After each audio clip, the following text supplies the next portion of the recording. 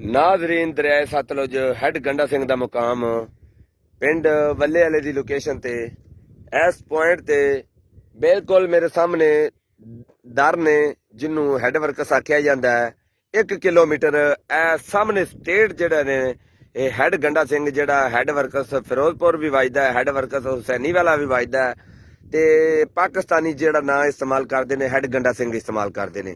ਬਿਲਕੁਲ ਇੱਥੋਂ ਪਾਣੀ ਹਦੂਦ ਪਾਕਿਸਤਾਨ ਦੀ ਹਦੂਦ 'ਚ ਦਾਖਲ ਹੁੰਦਾ ਹੈ। ਉਸ ਤੋਂ ਅੱਗੇ ਜਿਹੜਾ ਤਲਵਾਰ ਪੋਸਟ ਨਗਰ ਸੈਜਰਾ ਧੁੱਪਸੜੀ ਉਹ ਵੀ ਪਾਕਿਸਤਾਨ ਦਾ ਇਲਾਕਾ ਹੈ, ਲੇਕਿਨ ਇਹ ਜਿਹੜਾ ਕਬਜ਼ਾ ਜਿਹੜਾ ਇਹ ਭਾਰਤ ਕੋਲ ਹੈ। ਜਦੋਂ ਇੱਥੋਂ ਪਾਣੀ ਛੱਡਦਾ ਹੈ ਤੇ ਫਿਰ ਪਾਕਿਸਤਾਨ ਦੀ ਹਦੂਦ 'ਚ 10 ਮਿੰਟਾਂ ਬਾਅਦ ਦੱਸਾਂ ਕਿ ਹੈਡ ਦੇ ਤਕਰੀਬਨ 2-4 ਏਕੜਾਂ ਤੋਂ ਬਾਅਦ ਉਹ ਪਾਕਿਸਤਾਨ ਦੀ ਹਦੂਦ ਸ਼ੁਰੂ ਹੋ ਜਾਂਦੀ ਹੈ।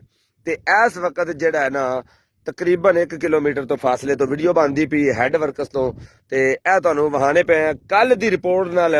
ਅੱਜ 4 ਜੁਲਾਈ 2024 ਬਰੋਜ਼ ਜੁਮੇਰਾਤ ਦਾ ਦਿਨ ਹੈ ਤੇ ਇਹ ਤੁਹਾਨੂੰ ਵਹਾਵਣਾ ਹੀ 1 ਵਜੇ ਦਾ ਟਾਈਮ ਹੈ। ਕੱਲ ਜਿਹੜੀ ਤੁਸੀਂ ਵੀਡੀਓ ਵੇਖੀ ਹੈ ਜਿਹੜੀ ਉਹ ਕਿੱਕਰ ਦੇ ਮੋਛੇ ਕੋਲ ਬਣਾਈ ਸੀ ਉਹਦੇ ਨਾਲ 3 ਫੁੱਟ ਪਾਣੀ ਦਾ ਉਭਾਰ ਹੋਇਆ ਹੈ। 3 ਫੁੱਟ ਪਾਣੀ ਦੀ ਚੜ੍ਹਾਈ ਹੋਈ ਏ। ਇੱਥੇ ਜਿਹੜੀਆਂ ਟਿੱਬੀਆਂ ਦਿਸਦੀਆਂ ਸੀ ਮੇਰੇ ਸਾਹਮਣੇ ਮੋਬਾਈਲ ਤੇ ਟਿੱਬੀਆਂ ਅਕਸਰ ਦਿਸਦੀਆਂ ਰਹਿੰਦੀਆਂ ਸੀ, ਵਿਚਕਾਰ ਜਿਹੜਾ ਪਾਣੀ ਦਿਸਦਾ ਰਹਿੰਦਾ ਸੀ ਔਰ ਰੇਤਾ ਦਿਸਦਾ ਰਹਿੰਦਾ ਸੀ, ਟਿੱਬੀ ਖਾਲੀ ਕਿਉਂਕਿ ਉੱਥੇ ਰੇਤ ਸਿੱਟੀ ਸੀ, ਉੱਚੀ ਜਗ੍ਹਾ ਸੀ।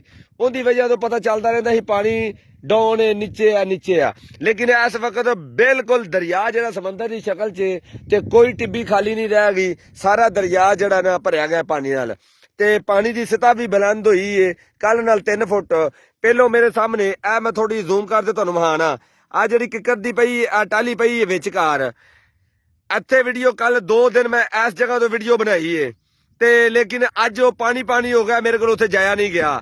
ਅੱਜ ਪੁਆਇੰਟ ਬਦਲਿਆ, ਅੱਜ ਇਹ ਪੁਆਇੰਟ ਬਦਲਤੇ ਆ ਜਿਹੜੀ ਵੀਡੀਓ ਬਣਾਉਣੇ ਪਏ ਆ ਹੋਰ ਜਗ੍ਹਾ ਤੋਂ, ਲੇਕਿਨ ਉੱਥੇ ਪਾਣੀ ਹੋ ਗਿਆ। ਕੱਲ ਉੱਥੇ ਸੋਕਾ ਸੀ, ਕਿੱਕਰ ਵੀ ਦਿਸਦਾ ਪਿਆ ਸੀ, ਮੋਛਾ ਵੀ ਦਿਸਦਾ ਪਿਆ ਸੀ ਔਰ ਰੇਤਾਨੁਮਾ ਜਗ੍ਹਾ ਜਿਹੜੀ 1 ਏਕੜ ਜਿਹੜੀ ਹੈ ਵਿਚਕਾਰ ਜਿਹੜੀ ਉਹ ਵੀ ਖਾਲੀ ਸੀ। ਅੱਜ ਉਹ ਪਾਣੀ ਨਾਲ ਭਰੀ ਗਈ ਹੈ। 4 ਜੁਲਾਈ 2024 1 ਵਜੇ ਦਾ ਟਾਈਮ ਹੈ। ਬਾਰ-ਬਾਰ ਇਹ ਦੱਸਣ ਦਾ ਮਕਸਦ ਇਹ ਆ ਲੋਕ ਇਹ ਨਾ ਵੇਖਣ ਪੁਰਾਣੀ ਵੀਡੀਓ ਹੈ ਜਾਂ ਪਾਣੀ ਕੀ ਚੱਲਿਆ ਹੈ, ਇਹ ਨਿਸ਼ਾਨੀਆਂ ਦੱਸਣ ਦਾ ਮਕਸਦ ਇਹ ਆ ਪਾਣੀ ਅੱਜ ਦਾ ਜਿਹੜਾ ਪਾਣੀ ਦਾ ਵੀ ਰੰਗ ਜਿਹੜਾ ਵੀ ਦਿਸਦਾ ਪਿਆ ਨਾ ਅਕਸਰ ਆਖਰੀ ਦਾ ਡੈਮ ਦਾ ਪਾਣੀ ਡੈਮ ਦਾ ਅੱਜ ਵਾਲਾ ਪਾਣੀ ਦਾ ਰੰਗ ਵੀ ਜਿਹੜਾ ਮੈਨੂੰ ਆਪ ਖੁਦ ਜਿਹੜਾ ਨਜ਼ਰ ਆਉਂਦਾ ਪਿਆ ਮਿੱਟੀ ਵਿੱਚ ਰਲੀ ਏ, ਮਿੱਟੀ ਦਾ ਬਾਰਿਸ਼ਾਂ ਦਾ ਪਾਣੀ ਵਿੱਚ ਰਲਿਆ ਆਉਂਦਾ ਪਿਆ।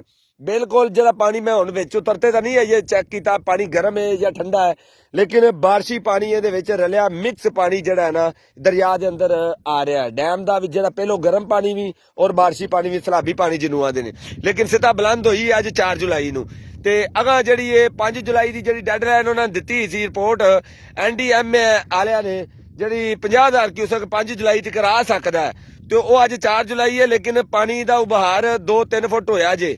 ਤੇ ਮਜ਼ੀਦ ਤੁਹਾਨੂੰ ਸ਼ਾਮ ਨੂੰ ਵੀ ਵੀਡੀਓ ਪਾਵਾਂਗੇ ਇੱਕ ਅੱਜ ਦੇ ਜੁਮੇਰਾਤ ਦੇ ਦਿਨ ਦੀ ਤੇ ਜਿਹੜੀ ਕੱਲ 5 ਜੁਲਾਈ ਨੂੰ ਜਿਹੜਾ ਕੁਝ ਹੋਵੇਗਾ ਜੋ ਕੁਝ ਹੋਵੇਗਾ ਉਹ ਵੀ ਤੁਹਾਨੂੰ ਵੀਡੀਓ ਪਾਵਾਂਗੇ।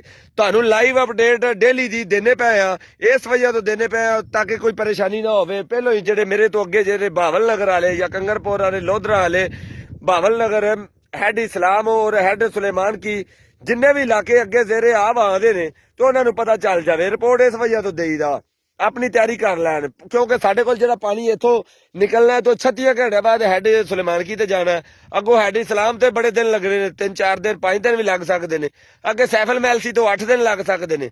ਤੇ ਉਹਨਾਂ ਨੂੰ ਦੱਸਣ ਦਾ ਮਕਸਦ ਇਹ ਹੁੰਦਾ ਪਾਣੀ ਦਾ ਜਿਹੜਾ ਉਹਨਾਂ ਨੂੰ ਖਬਰ ਮੇਰੇ ਤੱਕ ਪਹੁੰਚਦੀ ਰਹੇ ਕਿਉਂਕਿ ਮੈਂ ਬਿਲਕੁਲ ਜਿਹੜਾ ਹੈਡ ਵਰਕਸ ਦੇ ਥੱਲੇ ਬਿਲਕੁਲ ਸਾਡਾ ਇਹ ਜਿਹੜੀ ਰਿਹਾਇਸ਼ਗਾਹ ਹੈ ਇਹ ਜਿਹੜੀ ਜਗ੍ਹਾ ਹੈ ਤੇ ਇਸ ਵਜ੍ਹਾ ਸਾਡੇ ਕੋਲੋਂ ਜਦੋਂ ਦਰ ਚੁੱਕਦੇ ਰਹੇ ਤੇ ਅੱਖਾਂ ਮੀਟੀ ਪਾਣੀ ਸਾਡੇ ਕੋਲ ਪਹੁੰਚ ਜਾਂਦਾ।